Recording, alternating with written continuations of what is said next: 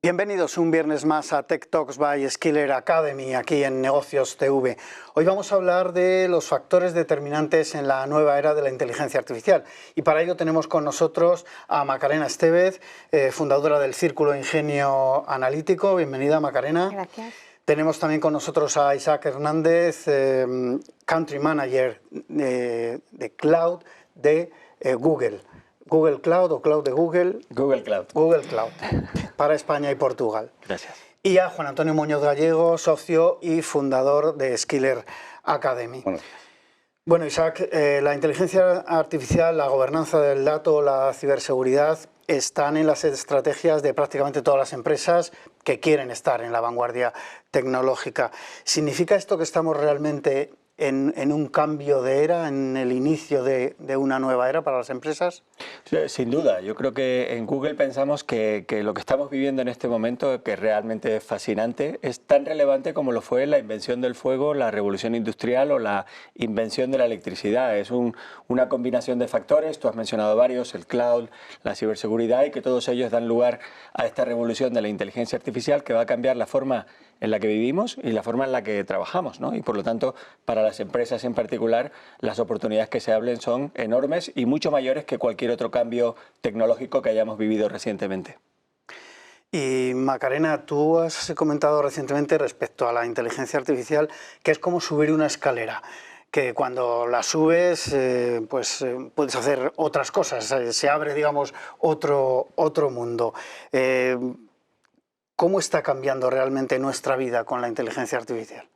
Pues mira, la inteligencia artificial, mucha gente se queda con la idea de que lo que hace es que automatiza muchas de las tareas que hacemos las personas en las empresas. Pero es verdad que automatiza, pero también aumenta. Por eso el símil con la escalera. Porque gracias a la inteligencia artificial, sobre todo a la inteligencia artificial generativa, la que nos ayuda a escribir textos, a generar imágenes, a generar vídeos, pues cosas que antes no éramos capaces de hacer porque no habíamos aprendido, ahora gracias a esa inteligencia artificial podemos subir esos escalones de esas escaleras y de repente llegar en 2 o 3 días a hacer un programa en Python, a crear tu propia página web. Entonces realmente allá donde pongas el objetivo tan alto como quieras subir, con una escalera de IA adecuada vas a conseguir hacerlo tú solo con esa inteligencia artificial. Y entiendo que lo que comentas es además sin una formación previa específica. Eso es. Aunque es muy importante el conocimiento previo que tenga la persona que va a hacer uso de la inteligencia artificial, y cuanto más sepas de un campo, más va a hacer esa inteligencia artificial por ti, es verdad que te empodera mucho. O sea, yo, por ejemplo, sabía programar de joven, pero hacía tiempo que no programaba, pero tenía esas bases. Ahora, con la inteligencia artificial, soy capaz de hacer un programa de Python en minutos. Y sin ella no hubiera sido capaz. Ahora, me hubiera costado mucho esfuerzo. Yo creo que Macarena y Isaac lo han apuntado muy bien. Yo me he traído como 3 puntos para comentar. El primero es, ChatGPT lleva muy poquito con nosotros, pero lo que ha hecho es revolucionar la forma de interactuar con esa inteligencia artificial, hacerlo en una forma modo chat. Eso lo vamos a ver que evoluciona, lo hemos visto en la presentación de Gemini, que va a ser algo multimodal. O sea, ya no solo va a ser que tú escribes en un chat, sino que le vas a poder hablar, sino que le vas a poder mostrar una imagen, va a ser algo mucho más fluido. Eso va a cambiar mucho todo lo que vamos a poder hacer. Luego también se está hablando de que podemos entrar en una época de la abundancia en donde nuestra relación con el trabajo va a cambiar. O sea, que a lo mejor ya muchas cosas se van a poder ir automatizando y la inteligencia artificial lo va a poder ir haciendo y nuestra vida laboral va a cambiar mucho. Habrá que ver cómo la sociedad adopta ese cambio. Y luego lo tercero que estamos viendo es ese impacto en redes sociales y en la política que va a haber de la inteligencia artificial. Porque sí que estamos viendo que bueno, pues se va a poder generar mucho contenido y también en ese entorno político y en ese entorno de redes sociales también vamos a tener un cambio radical. Daría para otro programa, Juan Antonio, porque hay su parte buena y su parte mala, como todas las herramientas. Al final, gran parte de la cuestión es la gestión del dato, cómo manejar esa cantidad ingente de datos que en el mundo digital se están produciendo. Y te preguntaría, Isaac, ¿qué ventajas tiene gestionar eso desde soluciones en la nube y cómo ha evolucionado en vuestro caso Google Cloud, sobre todo en España, desde que lo habéis lanzado? Sin duda. Bueno, la revolución, la inteligencia artificial nace allá por el año 1956, ¿no? Y ha vivido una serie de décadas, algunas de ellas las que se han venido a denominar inviernos de la inteligencia artificial, en el que la tecnología no avanzaba tanto. ¿Qué ha pasado en la última década? La combinación de tres factores. Por un lado, el volumen de datos que estamos gestionando en un momento determinado. En segundo lugar, los algoritmos, las redes neuronales, el machine learning, lo que se conoce como deep learning. Y en tercer lugar, la computación masiva, ¿no? Cuando me preguntas por cloud, cloud está detrás de dos de esos elementos, ¿no? Es decir, si tú quieres en realidad gestionar volúmenes grandes de datos, la tecnología en la nube te permite hacerlo de una forma sencilla, elástica, muy eficiente, muy segura. Y en segundo lugar, la computación masiva, ¿no? Cloud no deja sino de poner a disposición de cualquier usuario de una pequeña startup capacidad de computación pseudo infinita, y en un modelo de pago por uso que quita riesgos y que permite a las compañías probar, testar, experimentar, ¿no? Y eso es fundamental, ¿no? En un entorno en el que el cloud no existiera, pues este tipo de tecnologías, la inteligencia artificial, hubiese quedado relegada solamente a las muy grandes empresas, a aquellas compañías que tienen capacidad de invertir en esas herramientas de computación, ¿no? En el caso de Google, pues hemos tenido la suerte de ser el primer hyperscaler que ha lanzado una región, un conjunto de centros de procesos de datos aquí en nuestro país, hace ya casi 2 años, y que permiten a las empresas tener esa tecnología aquí mismo, ¿no? Y responder, por lo tanto, a la localidad del dato. El dato está residente aquí en España para poder hacer gestión del mismo, y en segundo lugar, con unas latencias muy bajas. El hecho de que estemos a solo kilómetros de donde nos encontramos en este momento y podamos tener ahí la información hace que puedan interactuar los ordenadores que tenemos dentro de nuestras oficinas con los ordenadores que tenemos en este caso en la nube de Google, y producir pues soluciones también en inteligencia artificial muy potentes. Sí, porque al final la cercanía de los data centers parece que no influye, pero evidentemente en cuanto a velocidad y las velocidades que se están manejando ahora, todo influye, ¿no? Sin duda, hablamos de 1 milisegundo de tiempo de latencia, y eso, sin entrar en los tecnicismos, en realidad lo que nos permite es eso, ¿no? El que puedas desarrollar aplicaciones. Una parte de la aplicación se puede ejecutar on-prem, en los servidores de la compañía, otra parte se puede ejecutar en el cloud, y en realidad es como si estuvieran hablando de un único supercomputador.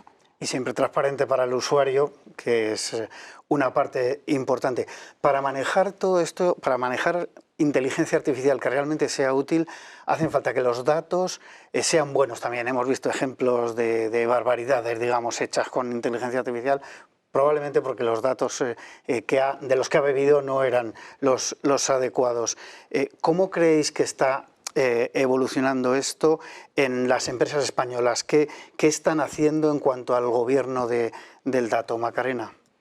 Pues mira, yo creo que las empresas españolas lo están haciendo muy bien.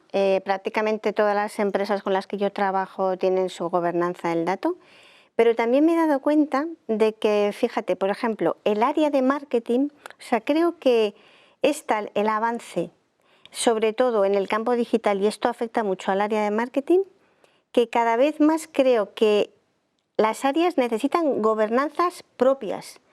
O sea, la gobernanza del dato general de una empresa es necesaria, pero no suficiente. Los departamentos de marketing cada vez más tienen que tener su propia gobernanza. Es imposible que los gestores de la gobernanza del dato sean capaces de aprender tanto y al ritmo, sobre todo, que crece ese área, con todo lo que implica el área digital.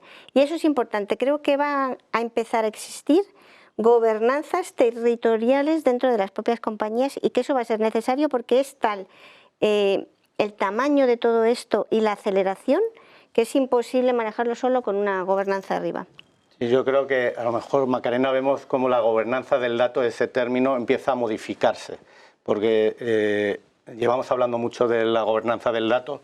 Yo creo que a veces se ha quedado en algo dentro de las empresas como de gestión de todo el tema regulatorio y demás, y no se ha evolucionado a esa eficiencia del uso del dato.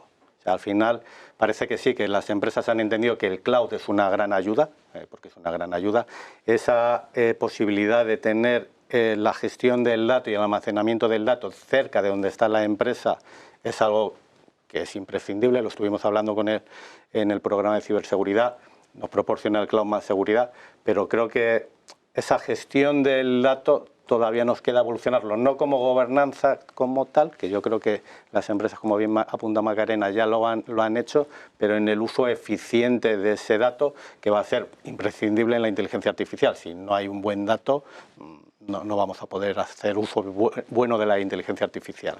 Sí, sí, totalmente de acuerdo. Y yo sí creo que hay que poner una cierta sensación de urgencia. Nosotros creemos que las compañías han empezado a dar sus pinitos, pero efectivamente no va a haber buena inteligencia artificial si no hay una calidad de datos suficiente, y la realidad que solemos encontrar es mucho dato aislado, mucho silo dentro de las organizaciones, información que está en el CRM pero que no se comparte con los equipos financieros, información analítica que no necesariamente está inyectando datos en tiempo real, y yo creo que es importante poner el foco ahí, y el rol del Chief Data Officer dentro de las compañías es absolutamente fundamental. Sí, porque es verdad que lo de los silos sigue habiéndolos, incluso en las grandes empresas que se supone que tienen, digamos, más medios o más posibilidades de gestionar sus datos de una forma más centralizada. Pero está claro que ventas por un lado, marketing por otro, la parte legal, la parte financiera, al final en algunas empresas hay demasiadas bases de datos. Isaac, para continuar con este crecimiento y con el desarrollo digital de las empresas y el uso de la inteligencia artificial, ¿qué peso crees que están teniendo los proyectos relacionados con inteligencia artificial, pero llevados, digamos, a la práctica? Sí, yo creo que sobre todo en lo que se refiere a inteligencia artificial generativa, que es un poco la novedad en los últimos 16 meses, ¿no? El año 2023 ha sido un año lleno de pruebas de concepto y de pilotos. Es fácil hacer una prueba de concepto, es fácil hacer un piloto.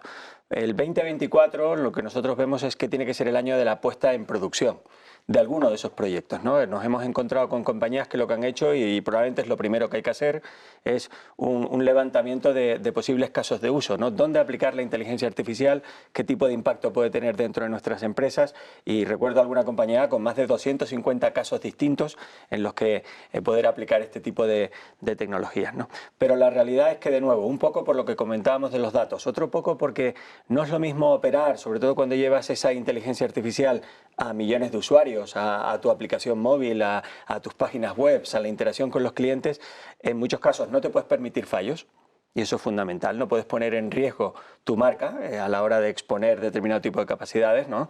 Hemos hablado con alguna entidad financiera en el que incluso con fallos del solo el 2%, no es asumible, no es algo que podamos hacer en muchos de los entornos. Y segundo, tienes que tratar de hacerlo de una forma muy eficiente, ¿no? Entonces, para ello, la inteligencia artificial no vive aislada, tiene que integrarse con esos sistemas operativos, con la información que reside en otro tipo de entornos, y ahí es donde está un poco la complejidad, ¿no? Pero sin duda yo creo que en el 2024 daremos un paso en esa dirección y empezaremos a ver ejemplos concretos de compañías españolas aprovechando la inteligencia artificial generativa en mejor atención al cliente, en automatización de procesos, en desarrollo de código que comentaba Macarena, y cómo ayudar a dar productividad a los programadores en este caso, ¿no? Porque, Isaac, un poco al hilo de esto y para que también la audiencia entienda un poco, ¿qué tipo de empresas se están acercando a vosotros, por ejemplo, para desarrollar proyectos de inteligencia artificial o para poner en marcha, como decías, lo que tienen un poco de andar por casa, como se suele decir? Sí,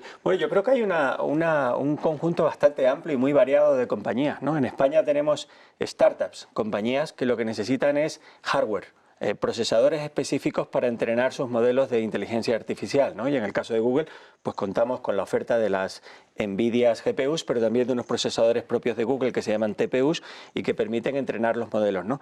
En el otro lado del espectro estarían compañías que están utilizando capacidades de inteligencia artificial as a service.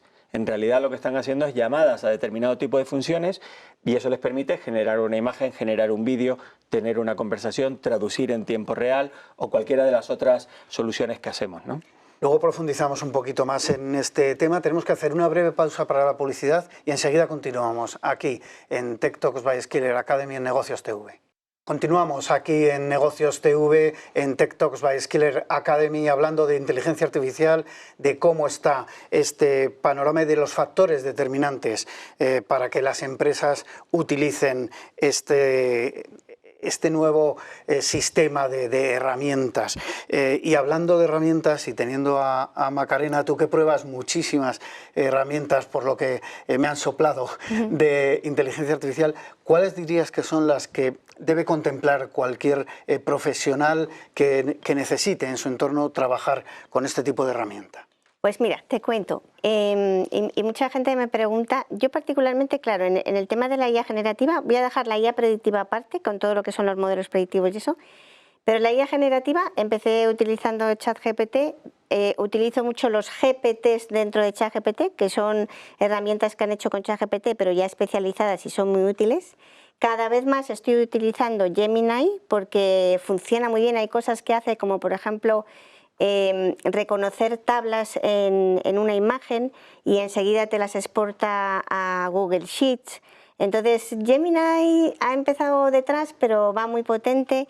Por supuesto Midjourney para temas de imágenes, estoy muy pendiente de Sora, Levin ahora, el ingeniero. Pero mira, una cosa que hago yo y que recomiendo mucho, dos temas. Uno, estar muy pendiente de lo que hacen los jóvenes en todas las redes sociales, porque los jóvenes, nosotros estamos aquí y hacemos un montón de cosas, pero los jóvenes van a otra velocidad y la manera en la que ellos se entienden con la inteligencia artificial es distinta. Estoy muy pendiente de lo que hacen. Y luego también lo que yo denomino las microculturas en las redes sociales. Ahí es donde casi más aprendo. O sea, en las redes sociales, en TikTok, en Instagram, claro, cada vez se va dando más cuenta la red social de que me interesan los temas de inteligencia artificial. Y hay tanta gente que constantemente, mira esto, ha salido esto y esto nuevo. Y para mí es la fuente, las microculturas de las redes sociales muy, muy, muy potentes. Bueno, una pregunta para todos. ¿Qué demanda hay en España ahora mismo por parte de las empresas que quieren subir a la nube sus propios proyectos de inteligencia artificial? Juan Antonio. A ver, yo creo que Isaac lo apuntaba muy bien. Yo antes, porque en la academia muchas veces hacemos ese mapa de qué herramientas utilizan en el mercado, si Gemini, que si Perplexity, o sea, pero sí que entendemos que lo primero que hay que hacer es tener un proceso dentro de las empresas para abordar la inteligencia artificial. Ahí lo que siempre decimos es empezar con los casos de uso, que creo que lo apuntaba muy bien Isaac. A partir de los casos de uso, tener esas pruebas de concepto. Luego lo que entendemos que es muy clave, que tampoco se trabaja mucho, es la formación y el upskilling de la gente para utilizar esas herramientas y luego el acompañamiento de la entrada de esas herramientas de forma eficiente. Que yo creo que este es el proceso en el que las empresas empiezan a poner un poco de foco. Macarena. Para mí yo creo que, fíjate, una de las cosas que les pasa a las empresas es que no saben en quién confiar. O sea, la confianza es una de las grandes enemigas de la inteligencia artificial. Y entonces las compañías como Google, como Microsoft, pues te dan esa confianza. Entonces yo creo que una cosa importante es decidir en las empresas quién va a ser nuestro partner de confianza, que yo creo que ahora mismo es una de las grandes batallas también en cloud, ¿no? O sea, tenemos tres grandes players que son los principales en los que se confía y yo creo en donde se está centralizando un poco todo el mercado. No sé qué opinas tú, Isaac. Pues soy uno de esos tres, como es lógico. Por alusiones. Sí. Bueno, sí, yo creo que es así. Creo que la elección de esos partners tecnológicos que te van a acompañar en ese viaje hacia el cloud y a la inteligencia artificial es fundamental. Pero creo que es importante resaltar el que haya estrategias abiertas, ¿no? Igual que en el mundo cloud se está configurando como la solución entornos multicloud, en el que puedes tener cada nube, al final tiene sus capacidades y sus diferencias, ¿no? Hay nubes que vienen un poco de la parte de infraestructura. En el caso de Google, Google es una compañía de Big Data fundamentalmente, es una compañía que basándose en ese Big Data ha desarrollado capacidades de inteligencia artificial. Esa es la parte de nuestro portfolio que es diferencial, ¿no? Pero es cierto que ninguna compañía te va a dar todo lo que tú vas a necesitar en un momento determinado, y eso es cierto en el cloud y es cierto en la inteligencia artificial, ¿no? Entonces el hecho de que tengamos, ¿no? Y en el caso de Google es así, un modelo que llamamos un jardín de modelos en el que tú puedas hacer plug and play de modelos de Google, pero modelos también de terceras partes y modelos open source, nos da mucha tranquilidad para que en un momento determinado vayamos de forma flexible ajustándonos al ritmo vertiginoso que está teniendo la inteligencia artificial. Cada semana tenemos 2, 3 importantes anuncios y las compañías tienen que tener esa flexibilidad para poder, si bien te tienes que apoyar en un partner tecnológico, tener esa flexibilidad de ir buscando lo mejor en cada momento o para cada solución, ¿no? Escuchando a Isaac y recordando un poco tu respuesta respecto a las herramientas bueno, pues que has probado de inteligencia artificial, estaba recordando que hablando con algunos profesionales, y alguna vez lo hemos comentado también con Juan Antonio, hay gente que en su empresa está utilizando herramientas de inteligencia artificial sin decírselo a nadie, por aquello de que no hay política de empresa, o a ver si me van a decir algo, pero yo lo utilizo. Esto de... sí, yo he utilizado inteligencia artificial, lo he probado, pero bueno, no sé hasta qué punto tiene potencial porque he utilizado la versión gratis. ¿Qué le dirías a esa gente? O sea, ¿merece la pena, digamos, embarcarse ya en probar una herramienta completa o hay que jugar primero? Bueno, yo una cosa es el uso a nivel personal, otra cosa es el uso en empresa que está regulado y que la empresa te tiene que dar permiso, porque mucha gente, estas inteligencias artificiales, tú normalmente le das documentación y a partir de esa documentación pues le pides que te la resume, que te la aumente. No puedes compartir una documentación con temas de tu empresa sin que tu empresa te haya dado permiso. A nivel personal, lo mejor de lo mejor. Es verdad que ahora hay tantas cosas que no tienes dinero para pagarlo. Esto es un tema súper importante. Hace unos meses todavía muchas cosas eran gratis, pero ahora cada vez que intento algo nuevo tengo que pagar. Y tienes que pagar una suscripción, que luego te puedes dar de baja, pero que luego se te olvida darte de baja, tal. Entonces también dices, ¿hasta qué punto todo esto va a marcar una brecha, ¿sabes?, entre la gente que tenga más dinero y la... Todo tiene sus implicaciones muy, muy importantes. Yo entiendo ahí muy bien lo que dice Macarena, y a nosotros nos llegan muchas peticiones de empresas que nos dicen, oye, ¿merece la pena pagar esta herramienta? ¿Merece pagar esta herramienta? A ver, al final usar la inteligencia artificial no es gratuito, hay un consumo de energía, alguien tiene que pagar ese uso de esas desarrollo que hay detrás. Entonces... Sí que es verdad que todos han ido a por un modelo de suscripción que parece casi copiado, que son todos a $20 al mes. Pero claro, dices, es como, vale, yo tengo Netflix en mi casa, pero y Disney y HBO y el otro y el otro y el otro, y dices, ostras, empieza a ser un poco costoso. Yo creo que empezaremos a ver que hay un perfil dentro de las empresas que tiene que ver la eficiencia de qué herramienta merece la pena y qué herramienta no merece la pena pagar, porque hay otras herramientas que yo las he probado y digo, va, esto es lo mismo que preguntarle directamente a la inteligencia artificial, pero lo único que me han creado es una mini web que me resuelve un poco el trabajo. Entonces yo creo que habrá ahí un análisis, y sí que comparto lo que dice Macarena, no solo a nivel personal, que haya gente que tenga acceso a más herramientas que otros, sino a nivel en pyme. O sea, habrá pymes que tendrán acceso a una inteligencia artificial que le va a hacer mucho más competitiva, y va a haber empresas que no van a poder abordar eso, y habrá que ver cómo se aborda. Sí, ¿no? y tener mucho cuidado con esto que durante mucho tiempo siempre hemos estado hablando del shadow IT, ¿no? Ese IT que sucede en la sombra, que no está bendecido por los directores de informática de las compañías. Nos está pasando lo mismo con la inteligencia artificial, ¿no? Es muy fácil probarla, ChatGPT y este tipo de tecnologías la han popularizado, la han democratizado, pero como bien decía Macarena, hay riesgos y hay muchos ejemplos de compañías que han filtrado información confidencial por utilizar incorrectamente este tipo de herramientas, ¿no? Entonces yo creo que es muy importante poner una barrera muy grande, muy sólida entre lo que es el mundo personal y lo que es el mundo de las empresas, los contratos que rigen una cosa y la otra, las políticas de uso, la regulación que aplica en cada uno de los casos es totalmente diferente, ¿no? Entonces aquí yo quiero romper una lanza a favor de los directores de los sistemas, de las compañías, porque en realidad están recibiendo muchísima presión por parte de los negocios, porque los negocios simplifican quizás en exceso lo fácil que es utilizar este tipo de tecnología, pero cuando quieres hacerlo bien, cuando quieres tener ese gobierno del dato que comentábamos anteriormente y tener cumplimiento normativo y no poner en riesgo tu marca, hay que hacer una serie de chequeos adicionales que los profesionales, ya no solo de IT, sino de legal y de regulación, tienen que abordar y establecer esa arquitectura de inteligencia artificial abierta sobre la cual vas a poder construir esas aplicaciones a futuro, ¿no? Porque evidentemente al final no es solo cuestión del departamento de IT. Legal tiene mucho que decir. Muchísimo. Y probablemente los señores de ventas, celosos de su CRM, no querrán regalar datos por las buenas.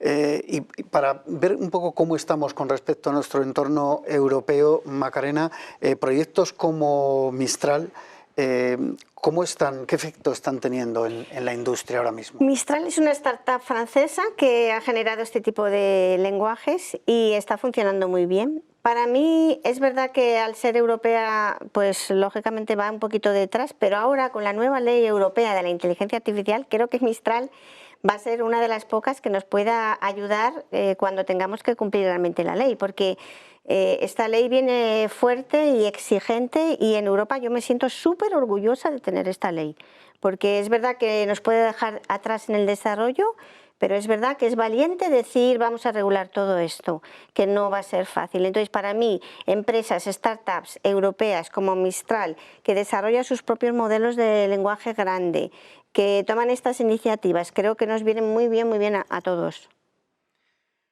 Bueno, Isaac, estabas mencionando antes el uso de la parte de hardware que cualquier tecnología necesita, pero en este caso además se está viendo, mencionabas Nvidia, tienen una rotura de stock tremendo porque todas las compañías están queriendo tener su tecnología para poder aplicar, de verdad, para poder trabajar con inteligencia artificial. Cuéntanos qué es GPU, qué es TPU y si hay que poner el foco en todo esto o en también ser sostenibles, porque al final hay un consumo de energía tremendo, como comentaba Juan Antonio. Hace años yo recuerdo que hablábamos de esos grandes data centers, cientos o miles de ordenadores trabajando, consumiendo energía, pero ahora podemos hablar de no sé qué cifras. ¿Cómo se maneja todo esto? Sí, sin duda, ¿no? La computación y la computación en inteligencia artificial no es una excepción, requiere ingentes cantidades de energía, ¿no? Yo creo que aquí las buenas noticias es que la evolución tecnológica está haciendo que cada generación de chips son más eficientes en el consumo energético. En muchas ocasiones, y refiriéndome en particular al modelo cloud, mover la información de on-prem al cloud disminuye el consumo energético y en muchos casos lo convierte en más verde, ¿no? En el caso de, por ejemplo, nuestra región en España, el próximo año operaremos con un 95% libres de carbono. Eso quiere decir que un correo electrónico que se mueve a la nube de Google pues se acaba consumiendo del orden de 20 veces menos, ¿no? Y además ese consumo acaba siendo verde, ¿no? Entonces yo creo que hay buenas noticias en ese sentido, hay mucho trabajo por delante. Nosotros nos hemos comprometido a ser ya no neutrales en emisiones de dióxido de carbono, sino libres 24/7 en cualquier data center en el año 2030, y ya no queda tanto, o sea, tenemos tan solo 6 años para trabajar en los sistemas de almacenamiento necesarios para que cuando no haya sol o cuando no haya viento sigamos teniendo la oportunidad de tener un suministro de electrones verdes, ¿no? De electrones procedentes de fuentes renovables que puedan nutrir de información a todo ello, ¿no? El concepto de los chips que comentabas, pues efectivamente veníamos trabajando con los CPUs, con una serie de chips que servían bien para propósito general, pero para lo que significa la computación en inteligencia artificial, tanto para entrenar los modelos como para servir los modelos en lo que se conoce como inferencia, tienen mucho más performance, pues se comportan mucho mejor lo que llamamos procesadores de tipo gráfico, las Graphical Processing Units, o en el caso de Google los TensorFlow Processing Units, que permiten pues el cálculo matricial y la matemática que hay por detrás hacerlo con mucha más eficiencia, ¿no? Y eso, pues de nuevo, justo ayer presentaba Nvidia una serie de chips nuevos, Google ha presentado una nueva generación hace muy poco tiempo donde la palabra eficiencia es muy importante, eficiencia energética y eficiencia también desde un punto de vista de coste, para poder embeber estas soluciones a gran escala, ¿no? Y tocar a millones de personas. Y lo que me sorprende, o sea, la gente no sé si es consciente del uso energético que requiere la inteligencia artificial. Yo creo que no. Se hablaba de que entrenar un modelo llevaba como 23 años de consumo de un hogar. O sea, como se abrió la idea de ChatGPT como, entre comillas, gratuita, que cualquiera podía entrar y utilizarlo, la gente no es consciente de la cantidad de energía que requiere hacer los entrenamientos y la utilización de la inteligencia artificial. Tenemos que hacer una breve pausa para la publicidad y enseguida continuamos aquí en Tech Talks by Skiller Academy en Negocios TV. Continuamos en Tech Talks by Skiller Academy, aquí en Negocios TV, hablando de los factores determinantes de la inteligencia artificial, y estábamos hablando también de esa sostenibilidad, de la cantidad de energía que se utiliza para todo esto tan maravilloso que llamamos ahora inteligencia artificial, pero que lleva, como comentaban los invitados, una gran cantidad de energía consumida detrás por los ordenadores, por todos esos procesadores gráficos, las CPUs que hay detrás. ¿Cómo ves todo esto, Macarena? Tú también como especialista. Pues mira, es así, eso es uno de los grandes riesgos, ¿no?, que tiene todo esto. No que avancemos en la inteligencia artificial, sino la manera acelerada en la que esto avanza, tan rápido, multiplicándose, y sin embargo, pues la energía es la que es. Es verdad que, por ejemplo, está por venir quantum computing, que va a hacer también que todo esto sea más eficiente. O sea, el ser humano va a seguir trabajando, pero no podemos delegar todo en la inteligencia artificial. Esa es un poco la clave de mantener siempre el equilibrio entre las máquinas y los humanos. Que si lo delegamos todo, absolutamente todo, en la inteligencia artificial, en las máquinas, y el humano se va despegando y van llegando los jóvenes y piensan menos y cada vez esa máquina va tomando más el liderazgo, si algún día llegáramos a cederles prácticamente todo y por lo que fuera nos llegáramos a quedar sin energía, volveríamos casi al principio de la humanidad.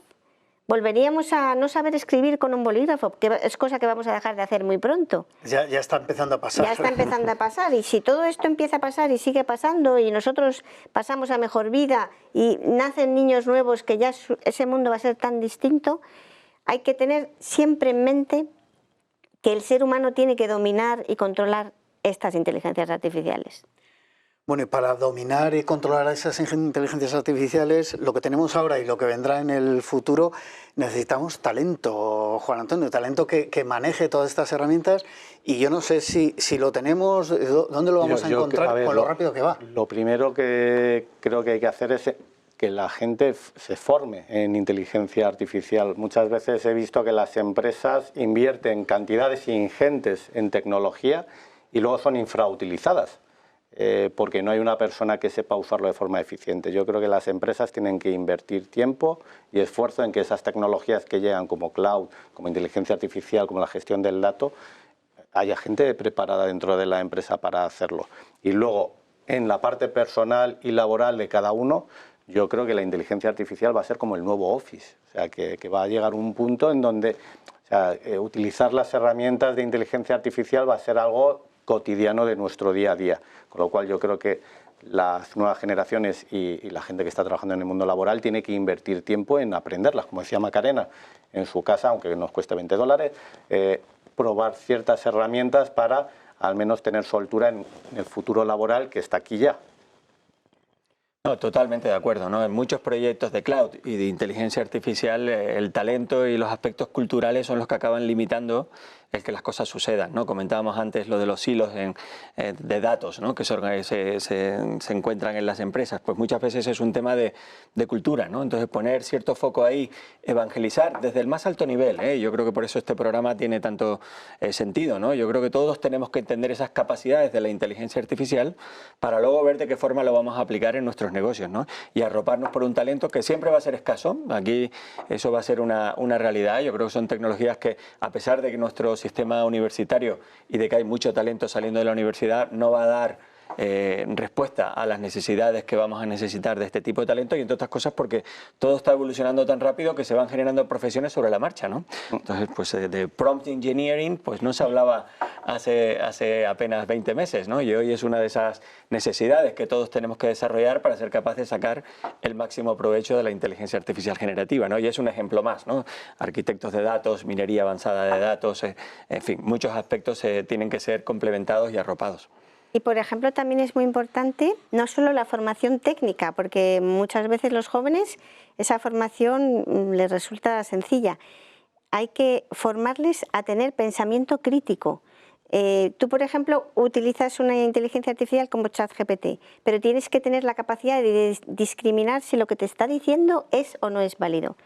Y si tú no aprendes a discernir, a pensar, si no tienes ese conocimiento de base, pues no eres capaz y delegas absolutamente todo en la máquina, y eso te hace dependiente de la máquina y muchas veces cometer errores. Entonces es esa doble formación, una formación muy técnica pero también una formación muy humana, de pensamiento crítico, de capacidad de razonar, de superación de la frustración, que los jóvenes ahora mismo se frustran enseguida que algo de repente no funciona, se paralizan porque no tienen esa capacidad de decir, pero ¿cómo hemos llegado hasta aquí? No, es que no sé, hice así y llegué.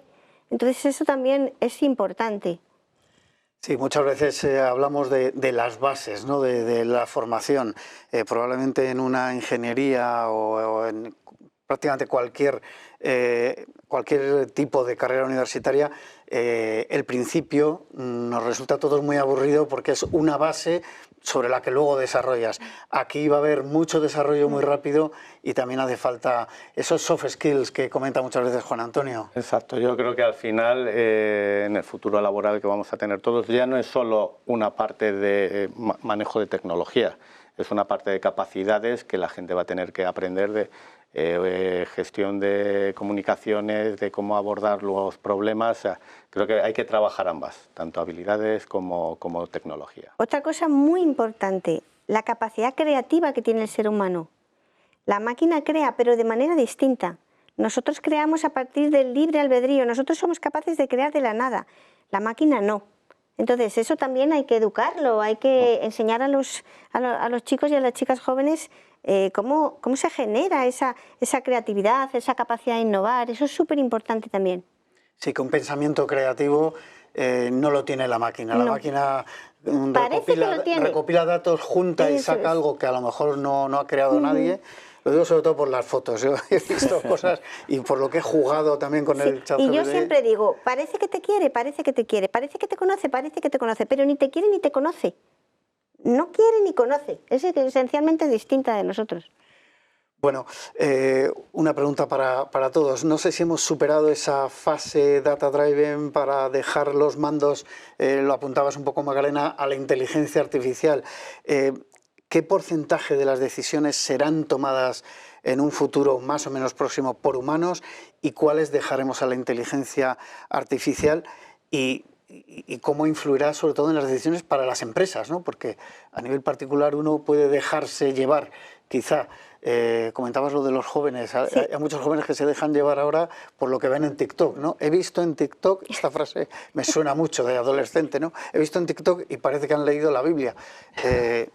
Mira, ¿Qué va a pasar con las empresas? Yo creo que va a ser un 20-80 a favor de la IA, pero no con el mismo peso. Ese 20% que depende de los humanos, que va a depender de los humanos, va a ser el 20% clave, el 20% de creatividad, el 20% de estratégico, el 20% de toma de decisiones. Ese 20% pesa mucho, pero el 80% será tomado por inteligencias artificiales, es mi apuesta. Yo creo que las empresas están intentando correr sin saber andar.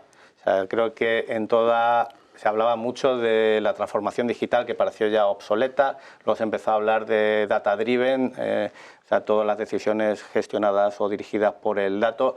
Todavía no han adoptado eso porque hablábamos de los hilos en las empresas que tienen que entender la gestión del dato y ya estamos intentando que la empresa vaya sola. Y dices tú, ostras, primero prepara todo lo demás. Yo creo que sí que el porcentaje que comenta Macarena es correcto, pero creo que va a haber que trabajar muchas cosas antes de llegar ahí. Y yo no me atrevo a poner un porcentaje, pero está claro que de donde estamos a donde vamos a estar, la evolución hacia a favor de la IA va a ser positiva, ¿no? Pero simplemente porque yo creo que es bueno que en la toma de decisiones el dato juegue un papel fundamental. Entonces, ¿qué es lo que permite la IA? Analizar un volumen de datos que quizás para el ser humano no es posible, ¿no? El mirarlo sin prejuicios, el mirarlo desde distintos prismas, ¿no? Con esa capacidad de computación y se produce magia muchas veces, ¿no? En la forma en la que segmentas un determinado colectivo de marketing al que te quieres dirigir, en la forma en la que puedes predecir cuál es el producto que un usuario quiere comprar una vez que tienes algo de información sobre su histórico o la información que tengas de la persona. Entonces yo creo que hay muchos escenarios en los que la capacidad de tomar decisiones basadas en datos con estos nuevos algoritmos hará que efectivamente muchas decisiones vengan de forma más rápida. Eso no quiere decir que la decisión final sea de la máquina y en muchos casos, por supuesto, tiene que ser el humano quien lo haga, pero yo creo que nos van a facilitar la toma de decisiones en muchos casos. Está claro. Y para concluir, os voy a pedir brevedad, ¿qué tendencias deberíamos tener en cuenta en este 2024? Y no sé si queréis aventuraros un poquito más hacia 2025. O sea, yo veo apuesta por el cloud, lo hemos hablado muchas veces, o sea, creemos que las empresas están apostando por el cloud. Para la inteligencia artificial igual, vemos que toda la llegada de Gemini y demás se va a meter en todo lo que hacemos, y luego la gestión eficiente del dato. Esas tres cosas yo creo que son las tendencias que vamos a ver. Por añadir, que estoy totalmente de acuerdo, mira, todo el tema de la personalización de estas cosas. O sea, nosotros ahora mismo pues vamos a ChatGPT, utilizamos los GPTs, pero cada vez más tengo amigos que se están haciendo sus propios GPTs para cosas tontas, como crear las recetas del mes que vas a comer, o cosas que... Entonces, esa capacidad de cada uno de nosotros de crear grandes cosas con la inteligencia artificial creo que está aquí y que va a explosionar. Poco más que decir, yo creo que se ha resumido todo muy bien. Yo creo que va a ser un año en el que vamos a seguir viendo velocidad, vamos a seguir viendo muchos avances, estamos todavía al principio y quien se ha atrevido a pronosticar cómo iba a evolucionar un poco el tema de la inteligencia artificial se está quedando corto. La forma en la que está evolucionando es más rápida de la que pensábamos iba a evolucionar, y esto sin duda va a traer mucho impacto en las empresas, ¿no? Yo quisiera poner quizás el acento en esa parte que no es tan sexy, pero que es fundamental para que lo otro funcione, ¿no? Y la palabra ciberseguridad, que hemos mencionado un par de veces, es importantísima. Vamos a seguir digitalizando nuestras empresas y no nos podemos permitir el lujo de que la información se pueda escapar o de que podamos tener algún tipo de ataque a través de las puertas que hablamos con la inteligencia artificial, y todo lo que tiene que ver pues con el dato y con la gestión en el cloud, ¿no? Bueno, como puede ver la audiencia, los factores determinantes de este futuro con la inteligencia artificial son muchos. Parte los hemos desgranado en esta mesa y yo creo que daría para muchos más programas. Continuaremos en Tech Talks Bayer Skiller Academy hablando de este tema. A todos ustedes les espero el próximo viernes aquí en Negocios TV.